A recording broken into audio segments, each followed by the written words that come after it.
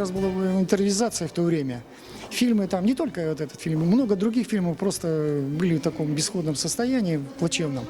Вот. Я, конечно, сразу же схватился за это и уговорил директора этот фильм тоже нам отдать. Счастливая случайность, если честно говоря. Поехал за фильмом одним, привез 2 фильма. И «Алим» 26-го года, и фильм вот это «Алим. Крымский разбойник». Пленка требует особого ухода.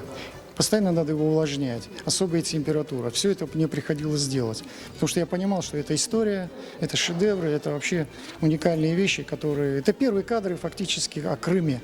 Будем так говорить, это первый фильм тоже о Крыме. Поэтому, несмотря ни на что, я старался это все сохранить.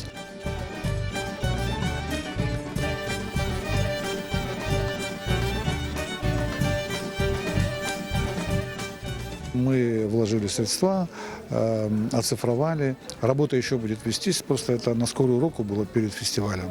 Конечно, этим всем мы занимались непосредственно.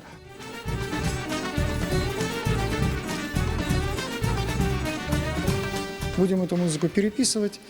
Это уже мы решили в любом случае. Я сейчас этим буду заниматься.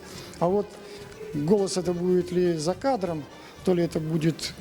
Актеры будут уже озвучивать. Вот это будем дальше смотреть.